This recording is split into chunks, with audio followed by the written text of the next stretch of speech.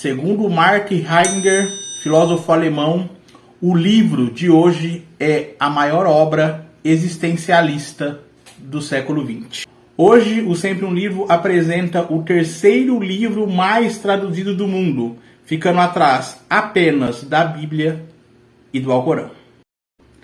É melhor que você volte sempre na mesma hora. Se você vem, por exemplo, às 4 da tarde, desde as 3 eu já começarei a ser feliz. Quanto mais a hora se aproxima, mais feliz me sentirei. Às 4 estarei agitada e inquieta, e assim descobrirei quanto vale a felicidade.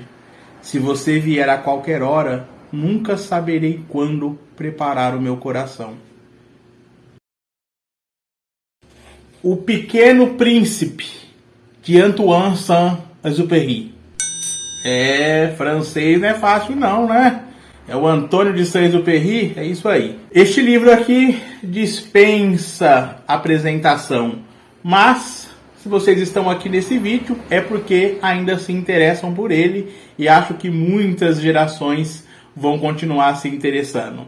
Então, já se inscrevam no canal, ative o sininho das notificações, deixe seu like e compartilhe esse vídeo com seus amigos e com seus inimigos também, porque o importante é compartilhar.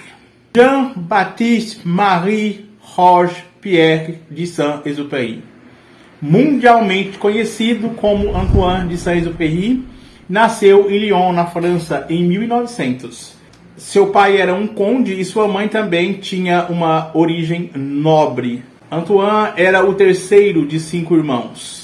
Ele estudou no Colégio Jesuíta de Notre-Dame e Saint-Croix e no Colégio dos Marianitas, em Friburgo, na Suíça. Em 1921, ele ingressou no serviço militar, no Regimento de Aviação de Estrasburgo, após ter sido reprovado na Escola Naval. Em 1926, ele foi admitido no Aéropostal, o Aeropostal, quando começou a sua carreira de piloto de linha, voando entre Toulouse, Casablanca e Dakar. Ele ajudou a implantar novas rotas aéreas entre a África e a América do Sul e também pelo Atlântico Sul, além de ter sido pioneiro nos voos Paris-Saigon e Nova York, Terra do Fogo. Durante a invasão dos nazistas na França, ele se muda então para os Estados Unidos. Em 1943, ele escreve o livro que se tornou a sua obra mais importante, que é mundialmente conhecido como uma fábula infantil. Coloquemos infantil entre aspas, É uma fábula infantil para adultos, porque é rico em simbolismo. Estamos falando, sim, de O Pequeno Príncipe. Ele foi casado com a escritora Consuelo de Saint-Exupéry entre 1931 e 1944. Eles se conheceram em Buenos Aires e logo ela foi pedida em casamento por ele. A última tarefa de Exupéry foi recolher informações sobre os movimentos de tropas alemãs em torno do Vale do Rodano, antes da invasão dos aliados ao sul da França. Em 31 de julho, para ser mais exato, de 1944, ele partiu de uma base aérea na Córcega e nunca mais retornou. Outros detalhes da vida do escritor é que seu pai morreu quando ele tinha 4 anos e a mãe ficou incumbida então de criar sozinha as 5 crianças. Foi durante as férias, quando tinha 12 anos, que ele fez seu primeiro voo em companhia de um piloto. E 10 anos depois, em 1922, obteve sua licença de piloto e o grau de subtenente da reserva. Antoine de Saint-Exupéry não foi escritor de um livro só, como muitos podem imaginar, e nem O Pequeno Príncipe foi sua primeira obra. Em 1926, ele escreveu seu primeiro livro chamado O Aviador. Em 1931, ele publica Voo Noturno, no qual exaltou os primeiros pilotos comerciais que enfrentavam a morte, cumprindo a sua missão de atravessar o Atlântico. Ele registrou também suas próprias aventuras em Terra dos Homens, publicado em 1939. Em 1943, já morando nos Estados Unidos, escreve Carta a um Refém e, incentivado por editores americanos, que viram sua habilidade como desenhista amador, começa a fazer uma obra para criança. Mas mais adiante eu vou dar detalhes de como surgiu então a ideia para este livro aqui. Sobre a morte do Exupéry, eu vou ler aqui um trechinho da página final desta edição, da edição da Global. Vou falar um pouco mais dessa edição depois. Em 1998, um pescador do Mediterrâneo puxa sua rede e fica intrigado com algo que reluz nela. Encravada numa pequena pedra está uma pulseira de prata. Ele desprende o objeto com cuidado e lê o que está escrito ali. Antoine de Saint-Exupéry, Consuelo, com o Reinald and Hitchcock. 386 4TH Ave NU, USA, Estados Unidos, né? Então vocês vejam, ele sumiu em 44. Essa pulseira com os seus dados é encontrada em 1998. É acionada uma pequena equipe de rastreamento. Destroços de um modelo P-38 são encontrados numa área próxima dali. Mais investigações e surge uma revelação. Um piloto alemão da época da guerra chamado Horst Hipper tinha abatido aquele avião. Era seu dever no exército. Mas Triste reconhece. Se eu soubesse que quem estava pilotando era Saint-Exupéry, jamais o teria derrubado. Todos nós líamos seus livros, gostávamos muito dele. Então é isso que se conclui sobre a morte desse autor, que ficou tanto tempo desaparecido. Como eu já havia dito, a ideia para que Exupéry começasse a escrever livros infantis foi dos editores americanos, ao ver a sua habilidade em desenhar. Pois até então ele só tinha escrito para adultos e todos sobre aviação. Ele estava em Nova York para receber um prêmio pelo livro Terra dos Homens, publicado em 1939, quando ouviu essa proposta de escrever livros infantis. Eles estavam em um restaurante e durante o jantar o Exupéry fazia esboços de bonequinhos no guardanapo mesmo. Esse dom de desenhar ele utilizava em todos os momentos. Toda hora que ele tinha um papel em mãos, ele estava ali desenhando. E o gosto pelo desenho foi adquirido por sua mãe. Então ele desenhava em papel, em envelope de carta, desenhava em guardanapo, no que ele tivesse em mãos. E o pessoal vendo ali naquele dia no restaurante, ele acaba aceitando a ideia então de escrever um livro infantil, aluga uma casa nos arredores de Nova York e dá início ao projeto. Foi lá então que no verão de 1942 ele escreveu e ilustrou boa parte de O Pequeno Príncipe. Ele trabalhava até a exaustão nessa ideia aqui e costumava atravessar a noite escrevendo. Por vezes, Consuelo, sua esposa, encontrava ele lá, cochilando em cima dos escritos. Uma das suas inspirações para fazer este livro foi um acidente que ele sofreu então em 1935. Ele e o seu mecânico faziam uma viagem entre Paris e Saigon, no Vietnã, quando o avião cai e eles têm que vagar por 3 dias pelo deserto do Saara. Eles só não morrem de sede porque eles foram encontrados por um grupo de beduínos. Vou mostrar aqui para vocês, nessa edição também tem a foto desse acidente. Até marquei aqui. Portanto, esse livro é uma mistura envolvendo sua experiência no deserto, suas habilidades como desenhista e sua paixão pela aviação. Não sei qual edição dos livros vocês têm em mãos, mas eu tenho essa edição aqui da Global, capa dura. É uma edição muito bonita, toda colorida, toda desenhada no começo dos capítulos. E os desenhos aqui são os desenhos originais do escritor. E aqui, ao final, o mais interessante, você tem a vida e obra do autor também. Então vou deixar o link aí embaixo, onde vocês podem encontrar essa edição. E lembrando que ao adquirir qualquer item pelo link, vocês estão ajudando o canal. O livro começa então com o narrador, que é o próprio Exupéry, nos falando de quando ele era criança, por volta dos seus 6 anos de idade, quando ele viu uma ilustração em um livro chamado História da Floresta, História da Vida Selvagem, uma coisa assim. E lá tinha a imagem de uma jiboia engolindo um bicho. Acho que aqui até tem essa. Aqui, ó. O nome do livro era Histórias Reais da Natureza, sobre a floresta selvagem, e ele vê essa imagem aqui, ó. E pensando sobre as aventuras na selva, ele fez o seu primeiro desenho. O desenho que ele vai chamar de desenho número 1, que é este desenho aqui. Esse aqui, ó. E ele sai mostrando esse desenho para vários adultos e ele pergunta para os adultos se os adultos não têm medo daquele desenho. Os adultos olham e respondem, mas quem teria medo de um chapéu? Só que ele não tinha desenhado um chapéu. Para ele, aquele desenho era uma jiboia engolindo um elefante. E ele faz o segundo desenho tipo para explicar o que ele quer dizer. E o segundo desenho, aí sim, é esse aqui, ó.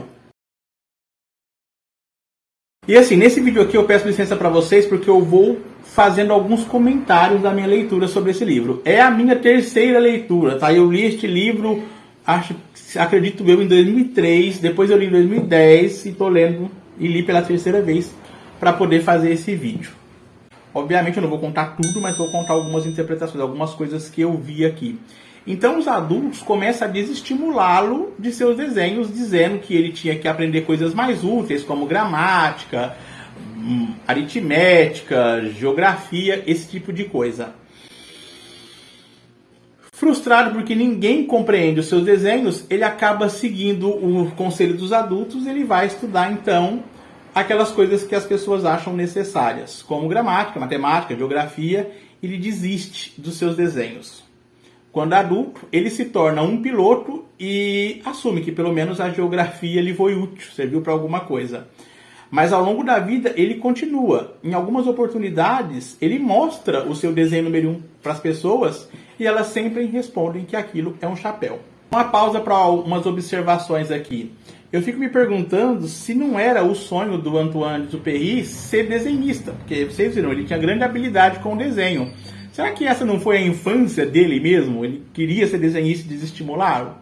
Pode ser, pode não ser, né? Ele se tornou piloto também, mas o fato é que aqui é ele narrando. Então, como um adulto, ele se sente completamente incompreendido e ele vai mudando de assunto, conversando sobre coisas do dia a dia, sobre coisas que adulto gosta, como política, futebol e baralho. Mas ele queria falar mesmo, era sobre desenho. Nesse primeiro momento do livro, a gente consegue enxergar os desestímulos que a gente tem na vida. Às vezes a gente quer fazer alguma coisa, tem certeza daquilo que a gente quer fazer e vem alguém nos desestimula e a gente acaba desistindo. Então é algo para se refletir. Por isso que eu falo que é um livro para crianças, mas nem tanto. Porque inúmeras mensagens desse livro aqui, uma criança não vai entender. Inúmero não. Quase todas as mensagens contidas nesse livro, as crianças não vão entender. Por isso que Heidegger diz que é uma obra existencialista. E é mesmo. E voltando aqui, assim, vivendo como piloto, ele passa a se sentir sempre sozinho. Ou tá lá no céu, lá em cima, ou tá frustrado, mas ele tá sempre sozinho. E ele tá contando essa história 6 anos depois do fato do seu avião ter caído no deserto do Saara. E por que ele conta isso? Por que é tão importante contar isso? Porque naquele tempo ele conheceu alguém, pode-se dizer assim, muito estranho. Aconteceu um fato surpreendente na vida dele, mas que aparentemente o marcou para sempre. Então é por isso que ele resolve contar o que aconteceu. Ele estava pilotando sozinho, sem passageiro e sem mecânico, quando algo no avião quebrou. E o avião caiu no deserto do Saara. Ele vai tentar consertar o aparelho, mas ele não obtém sucesso. E era uma questão de vida ou morte ele conseguir consertar esse avião, porque ele tinha apenas 8 dias de água, ele só tinha água para 8 dias. A noite cai, ele acaba adormecendo e pela manhã ele é acordado por um garoto.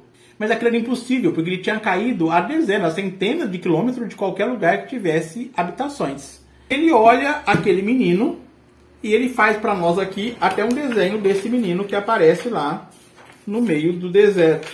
Este menino. Aparentemente está vestido como um príncipe, né? Mas fato era que o menino estava ali, louro, de capa e espada, capa vermelha, e que pedia incessantemente para que ele desenhasse um carneiro. Era incrível que o menino estivesse ali, pleno, não parecia preocupado, não parecia perdido, não parecia cansado, nem com fome, muito menos com medo. Então ele resolve que antes de desenhar o carneiro, ele vai mostrar o seu desenho número 1. E ele desenha lá esperando que o menino responda o que todo mundo responde. Mas vamos ao que o Pequeno Príncipe vai responder. O Pequeno Príncipe é o menino, tá? Para entender. Olha o que ele diz aqui então na página 15. Lembrei-me então que havia estudado principalmente geografia, história, aritmética e gramática e disse ao menininho, meio mal-humorado, que não sabia desenhar. Ele me respondeu, não importa, desenha um carneiro para mim. Como eu nunca havia desenhado um carneiro, refiz um dos únicos desenhos que sabia fazer. A tal jiboia vista do lado de fora. Fiquei espantado quando ele disse, não, eu não quero um elefante dentro de uma jiboia. A jiboia é perigosa e o elefante ocupa muito espaço. Onde moro, tudo é pequeno. Preciso de um carneiro. Desenhe um carneiro para mim. Diante dessa resposta, ele vai então desenhar um carneiro para o menino. E pronto, a partir desse momento você fica envolvido na história desse piloto e o seu encontro com o Pequeno Príncipe. Um menino que tinha caído de um asteroide ali na Terra. Ele estava, na verdade, procurando um carneiro para comer as árvores que estavam crescendo em excesso na sua Terra. Um pequeno planeta chamado B612, que tem apenas uma rosa vermelha, 3 vulcões, sendo um deles inativo. Esse menino fica ali conversando com ele e contando suas experiências de viagem pelo espaço antes de chegar aqui. Ele quer levar o carneiro para lá porque está crescendo alguns arbustos e ele tem medo que aqueles arbustos sejam um baobá, que é uma árvore gigante. Se aquele arbusto se transformasse num baobá, destruiria o planeta dele. Aqui nós temos uma foto de um baobá. Um baobá é essa árvore enorme aqui. Então veja, o planeta dele é tão pequeno que não cabe nem um baobá lá. O livro em si é muito bem escrito, é poético, é singelo, é profundo e que nos coloca para pensar mesmo, e nós temos que colocar uma atenção para entender o que está escrito nas entrelinhas. E eu acho que vocês já perceberam pelos meus comentários que dá para tirar bastante coisa desse livro, com trechos belíssimos, como eu já disse. E por isso, ele é considerado por alguns, como Heidegger, um livro existencialista. O nosso Pequeno Príncipe passou por pequenos planetas e ele entrou no primeiro, onde ele encontra um rei que vive sozinho ali. E quando o Pequeno Príncipe chega, ele fala, um súdito. Mas como assim um súdito? Ele nem me conhece, mas eu sou um súdito. E aí ele deixa o comentário de que para quem é rei, qualquer um é súdito. No segundo planeta, habitava um homem vaidoso. E segundo o Pequeno Príncipe, para o vaidoso, todos são admiradores. Ele passou também por um planeta onde habitava um bêbado. E ali o príncipe ficou triste. Isso está aqui na página 61 dessa edição. O que faz você aí? Ele perguntou ao bêbado que estava sentado em silêncio diante de uma coleção de garrafas vazias e outra coleção de garrafas cheias. Eu bebo, respondeu o bêbado com um tom soturno. Por que você bebe? Perguntou o Pequeno Príncipe. Para esquecer, respondeu o bêbado.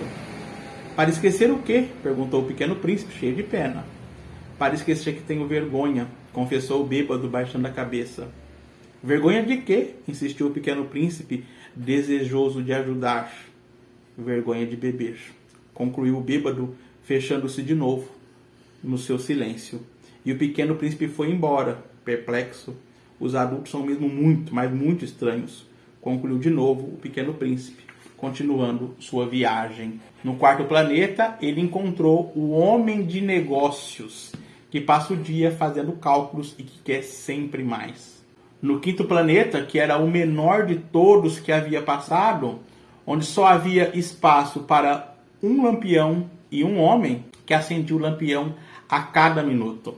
E depois de ter passado pelo planeta onde ficava o geógrafo, que conhecia todos os lugares, ele acaba vindo para a Terra.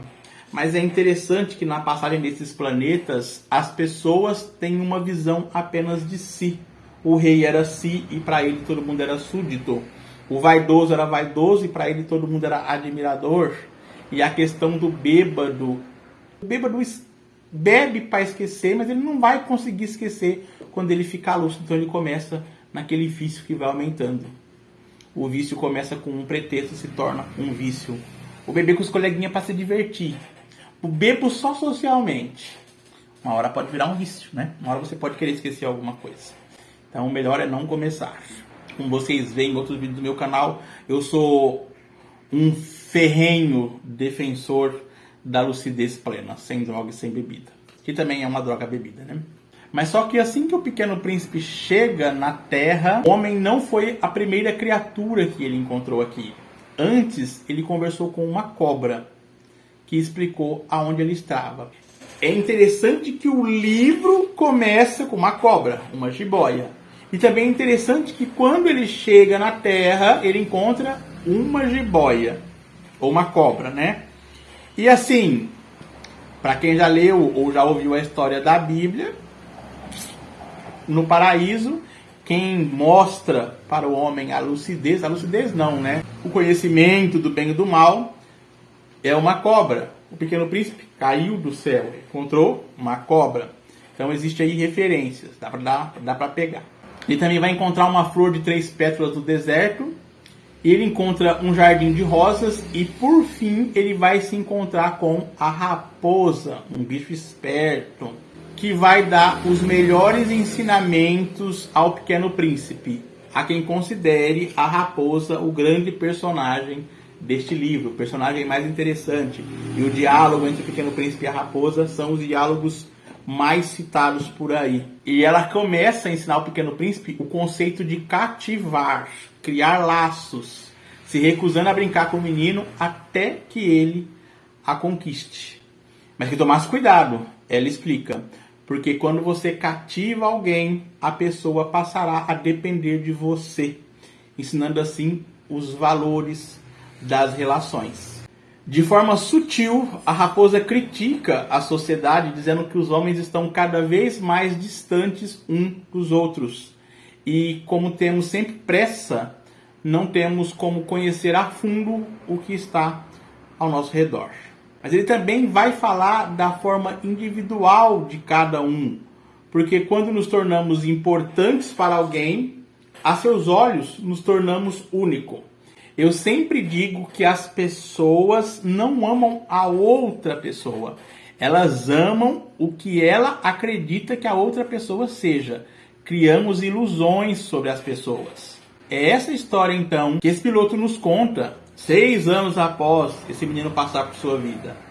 Ele acaba pedindo no final, quando o Pequeno Príncipe vai embora, que se alguém for à África, ao deserto, e ver o menino, para não esquecer de o avisar. Este final do Pequeno Príncipe me lembra o final de um livro chamado A Invenção de Morel, do Adolfo Bioy Casares, quando o protagonista lá também deixa um recado sobre uma outra pessoa.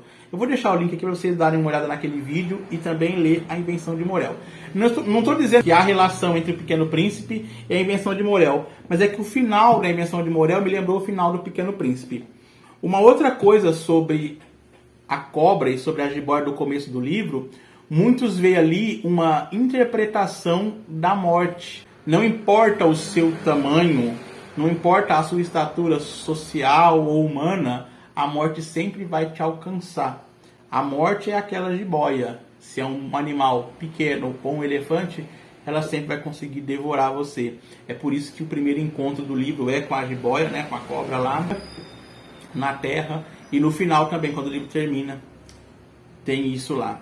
Como eu já havia dito, essa obra é marcada pelo alto teor filosófico e poético, mesmo sendo considerada, a princípio, uma literatura para criança. Apesar que o Harold Bloom dizia que não existia diferença entre literatura para criança e para adultos. Literatura é literatura. E eu considero aqui sim literatura e acho um excelente livro. E quando é bom, não existe melhor. Nós temos aqui também muitos outros temas, como a perda da inocência e a fantasia ao longo dos anos. No começo do livro, nosso narrador perde as suas fantasias estimulado pelos humanos. E ao longo dos anos, isso também vai ficando para trás. Existem inúmeras frases aqui que em algum momento da sua vida, mesmo nunca tendo lido o livro, você já ouviu. E eu grifei outras que também eu achei interessante. Eu vou ler algumas para vocês aqui das minhas marcações, que foram muitas. Uma das frases aqui: espinhos não servem para nada, são pura maldade das flores. Isso pode ser interpretado como a hostilidade humana. Eu era muito jovem, para saber amá-la. Amadurecimento, você pode encontrar nessa frase aqui. E aqui temos outra. Só podemos exigir das pessoas o que elas podem fazer. A autoridade se apoia, antes de tudo, na razão. No Brasil, esse livro ficou conhecido por um tempo como o livro das Miss. E isso aconteceu porque várias garotas o citavam como a leitura preferida durante o concurso. Na década de 1980, ele chegou a entrar em lista de livros de autoajuda. Apresentam aqui uma fórmula para ser feliz e para se dar bem no emprego. Até isso a propaganda do livro falava naquela época. Uma bobagem. A questão de livro de autoajuda é o seguinte: nos Estados Unidos, autoajuda não tem a mesma interpretação que aqui. Lá, autoajuda significa um livro que substitui o terapeuta. Só que não acontece, entendeu? Todo livro é de autoajuda. Se você quer aprender geografia, seria um livro de geografia, ele te ajuda. Então, bobagem isso aí. Essas banalidades sobre o livro devem ser desconsideradas, pois serve apenas para diminuir a obra. O que encontramos aqui é uma obra sobre a identidade humana e a construção dela através de experiências e interações. Saint-Exupéry mostra então o valor e a importância de mantermos viva a criança interior, valorizando a inocência, a curiosidade e a capacidade de se maravilhar. E ainda nos lembra que sempre há uma oportunidade para ser feliz. Se uma tentativa não deu certo, tente novamente. Além do horizonte, você deve encontrar, né? Como diria a música do Roberto Carlos. Mas de todas as mensagens contidas aqui, para mim, a mais forte é: aprecie a vida e veja tudo com leveza. É isso que ele mostra aqui. Se existe alguém que ainda não tenha lido O Pequeno Príncipe, fica a dica fortíssima dessa leitura. Se você gostou desse e de tantos outros livros do canal, não se esqueça de deixar o seu like, ativar o sininho das notificações, se inscrever e compartilhar. Esse é o Sempre um Livro. Prazer da leitura. Tchau.